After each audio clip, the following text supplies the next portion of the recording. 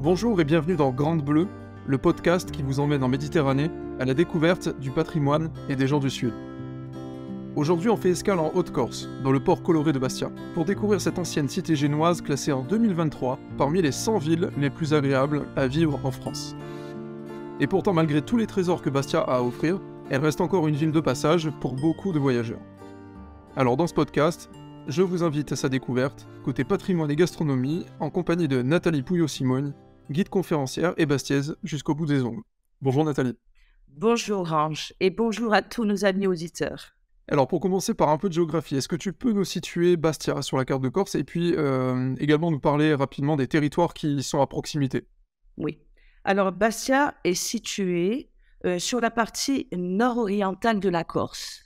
Elle est délimitée par deux barrières naturelles que sont le Cap Corse au nord et la mer Tyrrhénienne à l'est.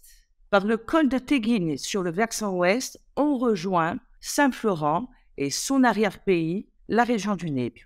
Et aussi, il y a au sud, c'est une ville qui va s'ouvrir sur la large plaine orientale de la Corse et notamment sur la riche région de la Casinga. C'est important de citer ces différents petits bassins géographiques car on verra dans la présentation future de la ville, eh bien, sa situation géographique va s'imposer pour que Bastia soit avant tout un port et sera ensuite choisi dans son histoire par la Grande République maritime de Gênes pour être la capitale de la Corse. Je voulais rajouter aussi que Bastia est une ville qui est située à peu près à 60 km de l'île d'Elbe, mais aussi à 170 km de Gênes. C'est ce qui va expliquer en quelque sorte son histoire que l'on présentera dans le futur. Donc tu as des attaches profondes à Bastia, ça c'est ce que tu m'as dit, c'est ta ville d'enfance, tu y as vécu toute ta vie,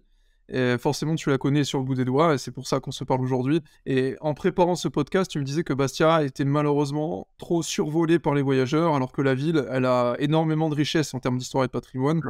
C'est quoi cet héritage bastier, les influences qui ont façonné la ville et sa culture? Alors oui, on a trop tendance à voir Bastia comme une ville de transit, une ville de passage, parce que Bastia est avant tout le premier port de l'île. Mais c'est justement ce port qui a contribué à créer l'essence, la quintessence même de la ville. Dès le XIVe siècle, Bastia est choisi par Gênes, le pouvoir qui était présent en Corse depuis 1284, depuis le XIIIe siècle, pour l'installation d'un présidium génois. Alors, un présidium, qu'est-ce que c'est? C'est un ensemble fortifié, habité par une population chargée de défendre la ville et d'y assurer des activités économiques. On retrouve aussi, par exemple, ce type de fonctionnement dans l'extrême sud de la Corse et notamment dans la belle cité médiévale de Bonifacio. Alors, Bastia, donc, va détrôner au XIVe siècle l'ancienne capitale de la Corse qui était Biguglia. C'est situé juste au sud de la ville de Bastia. C'était la résidence des gouverneurs génois. Au XVIe siècle, fait nouveau, il y a eu un transfert des déchets. L'évêché de Marianne a impulsé, par son transfert sur Bastia, un nouvel élan à la ville. Et donc, cette ville de Bastia, à partir donc de ce transfert des déchets au XVIe siècle, concentrera tous les pouvoirs religieux, économiques, juridiques, politiques, artistiques dans ces murs. Et un siècle plus tard, au XVIIe siècle, eh bien, la Corse va devenir un règne, un royaume, c'est le regnum de la Corse, le royaume de Corse, voulu par Gênes, et Bastia en sera sa capitale. Alors, cette prospérité va se manifester donc au XVIIe siècle par le développement d'un urbanisme conséquent autour des deux pôles, des deux quartiers que l'on retrouve dans la ville, à savoir la ville haute, Terranova, comme on l'appelle, et la ville basse autour du vieux port, anciennement Portoca, Terravecchia.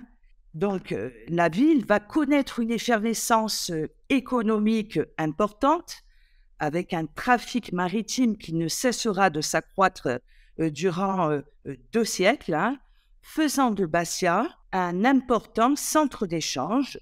Je m'explique, par exemple, les exportations par Bastia des vins du Cap Corse. Je sais que vous avez un podcast en préparation du Cap Corse futur. Donc, le Cap Corse, c'était en quelque sorte l'arrière-pays économique de Bastia. Transitaient aussi des huiles, du bois, du poisson, du charbon de bois et le corail. Dans Bastia arrivaient les produits manufacturés de la ville de Gênes. Alors, comme ça devient un pôle économique majeur, des grands ordres religieux comme les jésuites s'installent dans cette ville et vont édifier de superbes églises baroques dans différents quartiers de la ville. Bastia attire alors des artistes ligures, des artistes flamands, des artistes insulaires, et toute cette richesse et cette vie culturelle peut se voir en visitant le patrimoine. D'ailleurs, Bastia a été classée ville d'art et d'histoire, et elle concourt pour être la capitale européenne de la culture en 2028. J'ai cité en introduction le top 100 des villes dans lequel il était agréable à vivre. Je crois que c'est un classement Le Figaro, en tout cas c'est un classement récent, bien largement devant Ajaccio d'ailleurs, qui est pourtant visité plus souvent que Bastia. Mais alors pour toi, quels sont les lieux à visiter, les points de passage que tu recommandes pour celles et ceux qui nous écoutent? Alors il faut visiter impérativement les 2 quartiers de la ville que nous avons cités précédemment, à savoir la ville basse Terravecchia, autour du Vieux-Port, et la ville haute Terragrove, qui correspond à la citadelle. Alors, je commencerai bien sûr par la place Saint-Nicolas, qui est ouverte sur la mer et qui est bordée d'immeubles cossus du 19e siècle, de style néoclassique.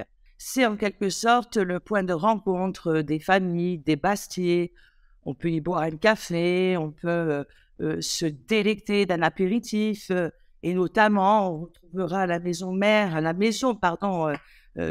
Mattei, de très belle échoppe qui ressemble un petit peu à un écomusée. Donc, c'est une place qui date du 19e siècle et les beaux immeubles bourgeois qui l'entourent symbolisent en quelque sorte la réussite de ces familles installées sur Bastia. C'est lié à la prospérité de son port. Ensuite, après cette partie 19e, je remonterai par la rue Napoléon avec une halte pour visiter les différents oratoires de confréries religieuses et notamment celui de l'Immaculée Conception, ancien siège du royaume anglo-corse au XVIIIe siècle, car nous avons bien sûr une histoire très mouvementée. Nous avons été anglais, nous avons été un protectorat anglais entre 1794 et 1796. Grâce à Pascal Paoli. Tout à fait. C'est un peu plus compliqué que ça, puisqu'il avait à ses côtés un monsieur qui porte d'ailleurs son nom de famille, un certain Charles-André Pozzo-di-Bo, qui l'assistait dans ses fonctions, et c'est d'ailleurs lui qui fera le rapprochement avec les Anglais, avec George III d'Angleterre, en signant en quelque sorte une deuxième constitution de la Corse dans le petit village de Murato, tout proche de Saint-Florent. Alors, après cette halte pour s'imprégner de ce côté religieux et spirituel, je continuerai par la place du marché de Bastia, c'est l'âme de ce quartier de Terravecchia, et je visiterai notamment la plus grande église de Corse, qui est l'église Saint-Jean-Baptiste, qui a été construite au début du XVIIe siècle par la confrérie des marins et des pêcheurs de la ville de Bastia. Je flânerai dans les ruelles étroites et colorées de ce quartier de Terravecchia pour rejoindre le Vieux-Port, qui est l'endroit le plus touristique de la ville. J'accéderai à la citadelle en passant notamment par la rue Carbuccia, qui rejoint la Strada Dritta, la rue droite, rue Chanoine-Letteron. C'est là où on va retrouver aussi de très belles maisons de maîtres qui ont appartenu à des grosses familles qui ont impulsé ce commerce tout autour du Vieux-Port. Enfin, je visiterai, bien sûr, on arrive à la citadelle et je visite la citadelle de Terranevec avec l'ancien palais des gouverneurs qui abrite le musée de la ville de Bastia, la jolie place du donjon, la cathédrale Sainte-Marie de style baroque classique, sans oublier le petit oratoire de Santa Croce, de Sainte-Croix. C'est un édifice époustouflant dans sa décoration. Il a été entièrement redécoré au XVIIIe siècle dans le plus pur style rococo, ce qui en fait la troisième église rococo de France. Donc, c'est peu dire, le patrimoine, comme vous le voyez, est assez éloquent dans cette ville de Bastia. Magnifique, et ça me permet du coup de revenir sur une question que je ne t'ai pas posée alors qu'elle était prévue. En fait, on s'est connus via Instagram, on avait commencé par discuter via Instagram et grâce à ton compte Bastia Intimo. Alors, justement, Bastia Intimo, si je résume bien le concept, c'est une découverte guidée et intime, comme son nom l'indique, autour du patrimoine et de la gastronomie à Bastia. C'est bien ça? Oui, exactement, c'est bien ça. J'ai créé la marque Bastia Intimo, qui propose, lors d'une visite privée, ces deux découvertes. Le patrimoine de la ville de Bastia et le plaisir des sens avec la dégustation de spécialités bastiaises. Et je rejeterai aussi un troisième volet, le conseil en tourisme, lors d'un échange autour de ma table. C'est une visite privée de 1 à 6 personnes. Les enfants sont les bienvenus pour un même groupe, d'une même famille ou d'un. La visite de Bastia dure 2h30 à 3h et après la visite, j'invite les voyageurs dans mon appartement autour d'une dégustation de spécialités culinaires de Bastia, migliaccioli, poutargue, sorzabré, di pastis. C'est une expérience intimiste, une visite différente, conviviale, afin de créer un lien, un échange avec le visiteur. La nourriture favorisant cette interaction entre les personnes sur des critères de partage et d'authenticité. On savoure l'instant présent en toute simplicité. Je les conseille ainsi sur des lieux de visite, de balade, de sites à découvrir durant leur séjour. Alors justement, avec tous ces sujets culinaires et gastronomiques, si on décide de parler un peu aux bons vivants qui nous écoutent, Bastia, pour toi, c'est aussi et surtout une expérience gastronomique en Corse. Du coup, c'est quoi manger, boire, savourer à la mode bastiaise? Alors, c'est tout d'abord prendre son temps. Se poser dans les nombreux petits cafés, brasseries, restaurants situés dans les différents pôles touristiques de la ville. Souvent l'été, dans la ville de Bastia, il y a des animations musicales. Donc, quand les gens viennent prendre l'apéro, visiter, ils entendent de la musique sur différentes petites places. Le mercredi, toujours l'été, à Bastia, nous avons les apéritifs du marché. C'est un lieu de rencontre aussi. Alors, la gastronomie, bien évidemment, est présente de partout, que ce soit au marché de Bastia, sur le marché de Bastia, pardon, le samedi et le dimanche. Donc, on se retrouve, on peut manger sur le pouce, un petit peu comme le principe de la street food, des beignets, des mignaccioli, etc., des produits faits à la minute avec du fromage frais, car on aime bien savourer, prendre son temps. C'est un des fondements de notre identité culturelle, cette gastronomie. Car Bastia, c'est une ville populaire, c'est une ville de brassage. On y retrouve beaucoup d'influences. Nous avons la proximité de la mer et des étangs. Donc forcément, on va retrouver des produits, des plats à base de poissons comme la bouillabaisse, la zimine, les anchois à la bastiaise, les sardines farcies au brocio, du petit restaurant familial Les Bigas situé au-dessus du Vieux-Port. C'est un petit peu leur marque de fabrique. En fonction des saisons, on peut déguster, notamment l'hiver. Il faut venir l'hiver visiter la ville de Bastia. Il faut venir en arrière-saison pour pouvoir goûter autre chose, notamment les anguilles, la poutargue, le mulet à la bastiaise, qui est une sorte de poisson d'étang préparé avec les capres du Cap Corse. Mais comme Bastia est une ville située aussi proche des régions d'élevage ovin, caprin, porcin, nous avons des produits de la terre, bien évidemment, et des mets fabriqués à base de fromage frais, comme par exemple les mignaccioli, les sorzabredi, que je propose aussi en dégustation lors de ma visite Bastia Intimo. Donc, c'est une confection comme une sorte de quenelle de bled avec du brooch ou de la menthe. C'est préparé avec une viande en sauce, le fameux tian ou le sauté de veau aux olives.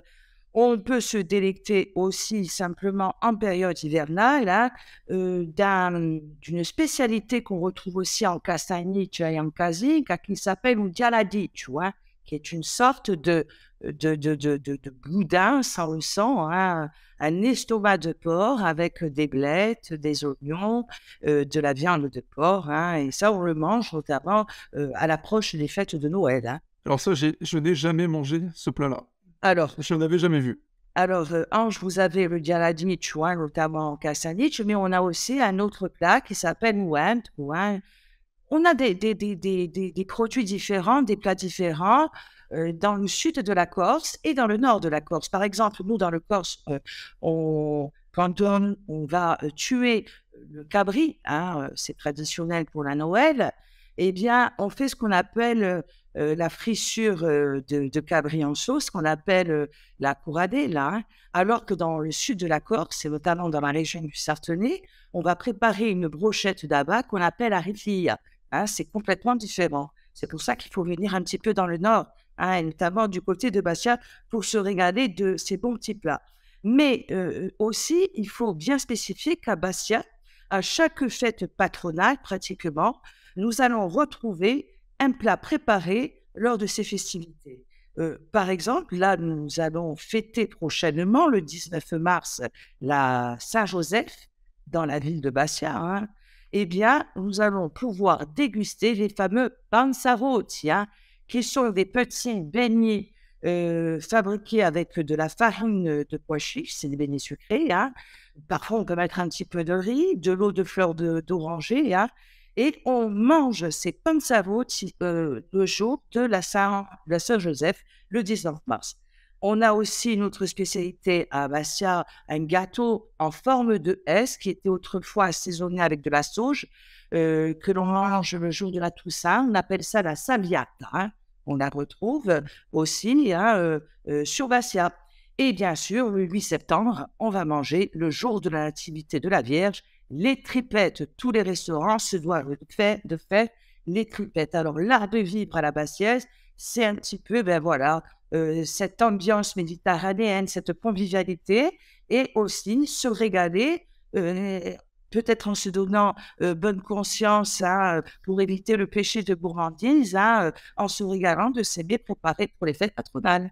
Très bien. Et alors, justement, vu que ça donne envie, j'imagine, à ceux qui nous écoutent de partir vivre cette expérience et surtout de découvrir Bastia et potentiellement de le faire avec toi. Si demain, je viens à Bastia et que je veux réserver une visite gourmande et intime de Bastia avec toi, comment ça se passe et combien ça coûte?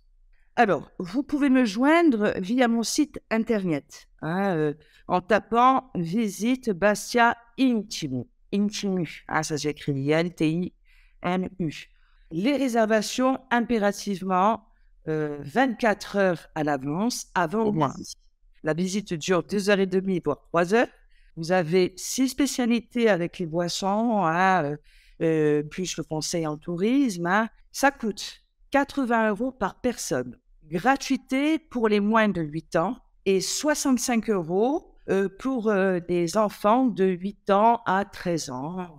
Et sachez aussi que je propose des visites sans dégustation, simplement des visites privées. 55 € par personne, gratuit pour les moins de 8 ans.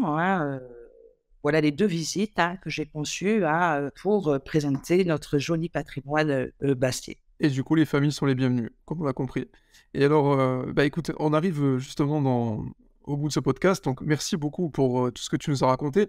Je sais que tu voulais nous parler de l'Aldiland tout à l'heure et que tu n'as pas pu. Est-ce que tu veux bien nous en toucher quand même un mot rapidement? Parce que pour clôturer la visite de Bastia, tu disais, mince, j'ai oublié de citer le passage par l'Aldiland. Donc vas-y, c'est à toi, tu peux nous en parler un petit peu. Alors, depuis 2 ans, nous avons eu la réalisation d'une très belle passerelle sur la mer qui permet, cette passerelle, de relier les quartiers nord au quartier sud, au centre-ville de Bastia. Donc, quand on visite Bastia, il est intéressant de rejoindre cette belle promenade qui surplombe la mer, que l'on appelle l'Aldilonde, des techniques de béton brut de décoffrage qui s'intègrent parfaitement avec les rochers, le schiste où a été construite la citadelle de Bastia. Et cette passerelle permet donc de descendre de la citadelle pour rejoindre le vieux port de la ville de Bastia. Pour finir dans l'esprit de ce podcast, comment est-ce qu'on dit bon appétit en Corse? On dit à bona roba. À bona roba. Et, magnifique. Et on va trouver aussi bon appétit, mais entre nous, on dit à bona roba. Et bien voilà, on arrive à la fin de ce podcast. J'espère que vous aurez découvert Bastia d'une autre manière, que ça vous aura donné envie d'y passer quelques jours, voire de vivre cette expérience avec Bastia Intimo qu'on a pu évoquer ensemble. Merci de nous avoir écoutés jusqu'au bout, et si vous avez envie d'aller plus loin, je vous invite à découvrir tous nos autres épisodes audio ainsi que nos guides numériques téléchargeables sur horizonte.fr dans la rubrique Guide. À très bientôt.